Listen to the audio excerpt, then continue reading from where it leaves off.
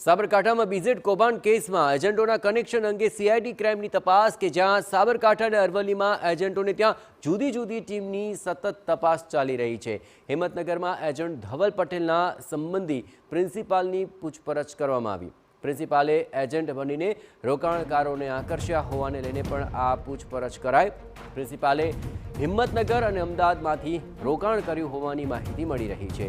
CID crime દ્વારા કેટલીક શાળામાં ચોક્કસ નામના વ્યક્તિની શોધખોળ કરવામાં આવી રહી છે, જ્યાં બીઝેડ પોન્જી સ્કીમમાં સંડોવણીને લઈને શોધખોળ કરવા શાળાઓમાં ટીમની તપાસ કરવામાં આવી રહી છે। શિક્ષકોએ રોકાણ કર્યું હોય તો સંકોચ વગર સીઆઈડીને માહિતી આપવા પણ અપીલ કરી। રોકાણકારો નહીં, છેતરપિંડીના ગુનેગારોને લઈને તપાસ હોવાથી આગળ આવવા અપીલ કરી છે।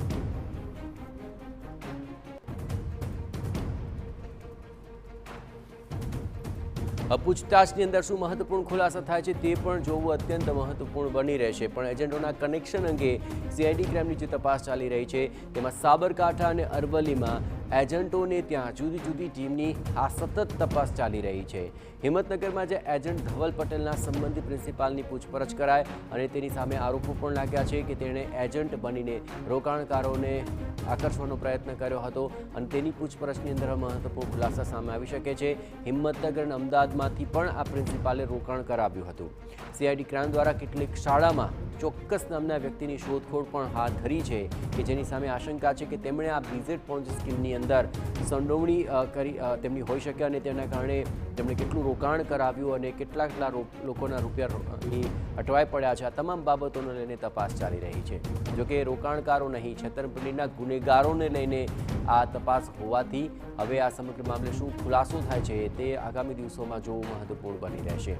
પણ રોકાણકારો એ પૈસા રોક્યા અને તેમના પૈસા અટવાયા છે। મોટા ભાગે આ છેતરપિંડી જે સામે આવી છે તેમાં હવે કોના નામ ખુલે છે તે જોવાનું રહેશે।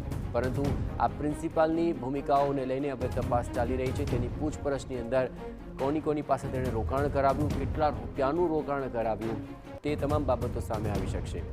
વધુ વિગતે વાત કરવા જોડાઈ રહ્યા છે ટીવીના સંવાદદાતા અવનીશ, જે પ્રિન્સિપાલની પૂછપરછ કરાય, શું તેમાં કોઈ મહત્વપૂર્ણ ખુલાસા સામે આવ્યા છે અને તપાસનો રેલો ક્યાં સુધી પહોંચ્યો?